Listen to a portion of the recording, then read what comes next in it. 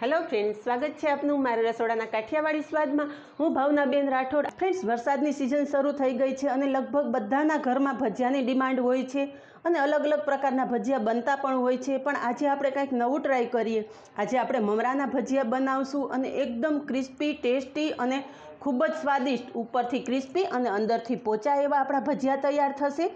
અને સાથે બે પ્રકારની ચટપટી ચટણીઓ પણ બનાવશું। તો વિડીયો પૂરેપૂરો જોજો અને વિડીયો પસંદ આવે તો વિડીયોને લાઇક, શેર અને સબસ્ક્રાઈબ કરી પાસે રહેલું બેલ પ્રેસ કરો, જેથી આવનારા નવા વિડીયો સૌથી પહેલાં આપને મળે। તો ચાલો બનાવીએ નવા જ પ્રકારના મમરાના ભજીયા। મમરાના ભજીયા બનાવવા માટે અહીંયા એક બાઉલ મમરા લીધેલા છે। પહેલાં તો મમરાને સારી રીતે ધોઈ અને પલાળી દેવાના છે। તો જેના માટે એક મોટું વાસણ લેવાનું છે અને મમરા આપણે મોટા વાસણમાં નાખી દઈશું। પાણી નાખી અને મમરા થોડીવાર પલાળી દઈશું।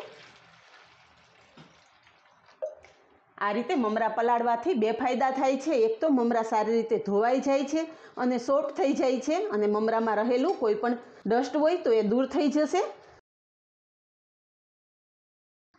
તો આપણે 5 મિનિટ મમરાને પલાળી દઈશું। ત્યાં સુધીમાં ભજીયા સાથે ખાવા માટે આપણે બે પ્રકારની અલગ અલગ ચટણી બનાવશું।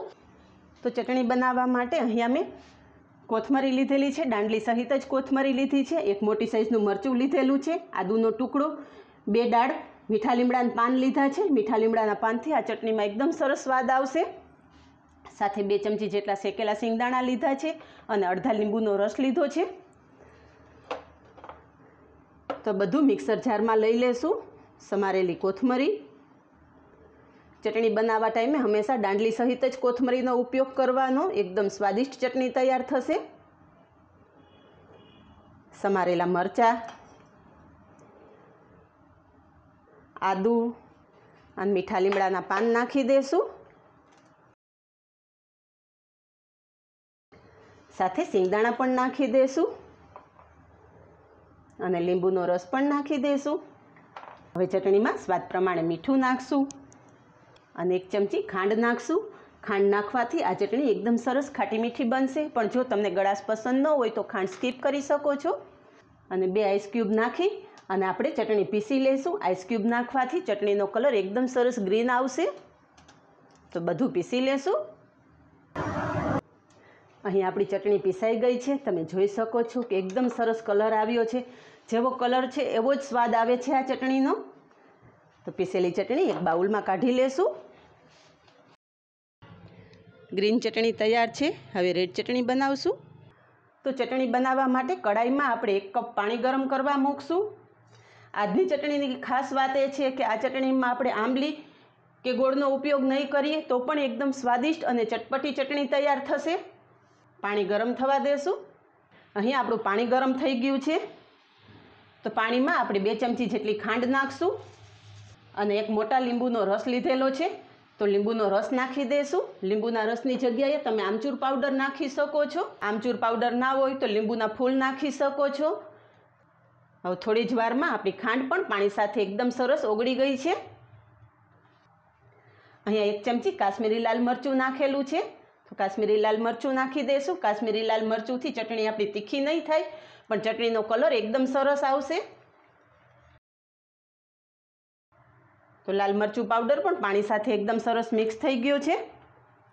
ચટણીને એકદમ સરસ બાઇન્ડિંગ આપવા માટે 1 ચમચી કોર્નફ્લોર લીધેલો છે। તો કોર્નફ્લોરમાં 2 ચમચી જેટલું પાણી નાખી અને એક મિશ્રણ તૈયાર કરી લેશું। કોર્નફ્લોર આ રીતે પાણીમાં ઘોળીને જ નાખવાનો। જો તમે ડાયરેક્ટ નાખશો તો એ લમ્પ પડી જશે। હવે થોડું થોડું નાખતા કોર્નફ્લોરને આપણે પાણી સાથે મિક્સ કરી દઈશું।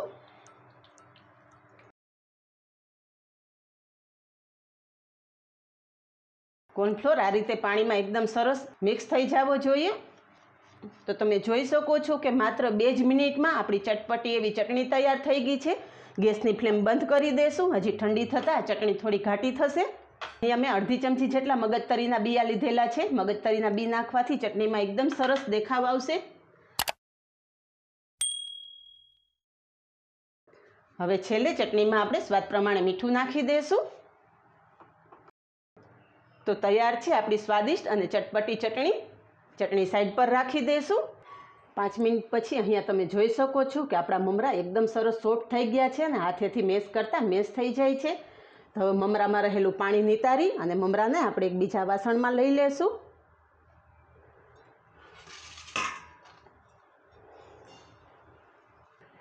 અહીં આપણા બધા મમરા પાણી નિતારી અને અલગ કરી લીધા છે. હવે મસાલા કરી લેશું. મસાલામાં અહીં અમે 2 લીલા મરચાં સમારીને લીધા છે, 1 મોટી ડુંગળી આ રીતના મીડિયમ સાઇઝના ટુકડા કરી લીધા છે અને બારીક સમારેલી કોથમરી લીધી છે. આ ભજીયામાં તમારી પસંદગી મુજબના તમે શાકભાજી પણ ઉમેરી શકો છો, જેવા કે ગાજર, બારીક સમારેલી કોબી એ નાખીને પણ તમે આ ભજીયા બનાવી શકો છો. મરચાં, ડુંગળી અને કોથમરી આપણે નાખી દીધા છે અને અહીંયા અડધું બાફેલું બટેટું લીધું છે. બાફેલા બટાટાથી આ ભજીયામાં એકદમ સરસ બાઇન્ડિંગ આવશે અને સ્વાદ પણ બહુ સરસ આવશે. તો બટેકું છીણી અને આપણે મિક્સ કરી દઈશું. એક નાનો ટુકડો આદુનો લીધો છે, તો આદુ પણ છીણીને નાખી દઈશું. હવે મસાલા કરશું. તો મસાલામાં 1 ચમચી સૂકા ધાણા લીધા છે. સૂકા ધાણા હાથેથી ચોળી અને મિક્સ કરી દઈશું. સૂકા ધાણાનો આ ભજીયામાં ખૂબ જ સરસ સ્વાદ આવે છે, તો ખાસ નાખવાના. 1 ચમચી લીલી વરિયાળી લીધી છે, વરિયાળી નાખી દઈશું. અડધી ચમચી કાળા મરીનો ભૂકો લીધો છે. 1 ડાળ મીઠા લીમડાના પાન લીધા છે. આ લીમડાના પાન નાની સાઇઝના છે, તો હું આ રીતના ટુકડા કરીને નાખું છું. જો તમારી પાસે મોટી સાઇઝના લીમડાના પાન હોય તો બારીક સમારીને નાખવાના.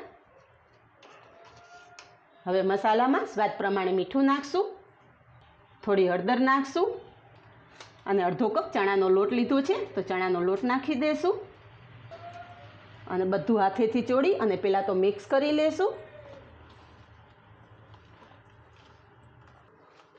વરસાદની સિઝન શરૂ થાય એટલે ભજીયા ખાવા કોને ના ગમે. તો આવા અલગ અલગ પ્રકારના ભજીયા કરી અને જો તમે ઘરનાઓને ખવડાવશો તો ઘરનાઓ પણ તમારી વાહ વાહ કરતા નહીં થાકે. અને આ ભજીયા સ્વાદમાં પણ એકદમ સરસ ક્રિસ્પી અને પોચા જાળીદાર બને છે.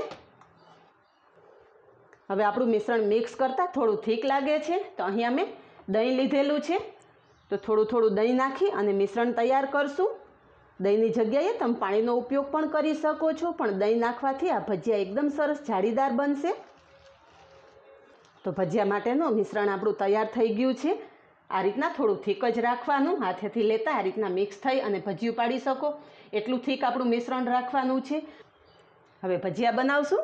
ભજીયા બનાવવા માટે અહીંયા તેલ ગરમ કરવા મૂકી દીધું છે અને આ ભજીયાના બેટરમાં આપણે સોડા નાખવાની જરૂર નથી, એમ જ બનાવશું. એકદમ સરસ ક્રિસ્પી એવા ભજીયા તૈયાર કરશું.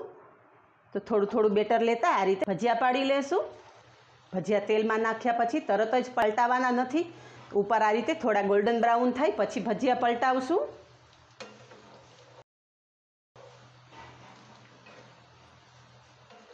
અને આ ભજીયાનો પ્રોપર ગોળ શેપ નહીં આવે, આ રીતના જ એકદમ શેપ વગરના જ ભજીયા તૈયાર થશે. અહીંયા થોડી વારમાં જ તમે જોઈ શકો છો કે ભજીયા એકદમ સરસ તળાઈ ગયા છે અને ગોલ્ડન બ્રાઉન કલર આવી ગયો છે. તો ભજીયા કાઢી લેશું.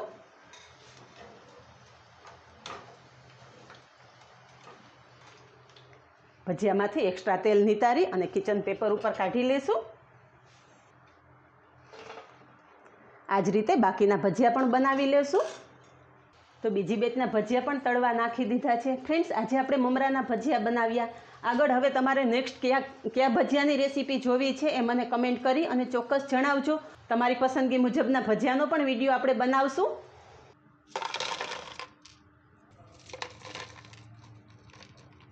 તો તૈયાર છે આપણા એકદમ ક્રિસ્પી કરારા એવા ભજીયા. આ ભજીયામાં આપણે સોડા કે ઈનોને નાખેલો નથી, તો પણ તમે જોઈ શકો છો કે એકદમ જાળીદાર એવા આપણા ભજીયા તૈયાર થયેલા છે.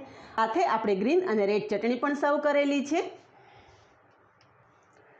તો આ જ રીતે બનાવો અને કમેન્ટમાં જણાવો કે આપને આ નવી રીતે બનેલી ચટણીની રેસીપી અને મમરાના ભજીયાની રેસીપી કેવી લાગી. આજે બસ આટલું જ. મળીએ નેક્સ્ટ વિડીયોમાં. ત્યાં સુધી બાય. Thank you.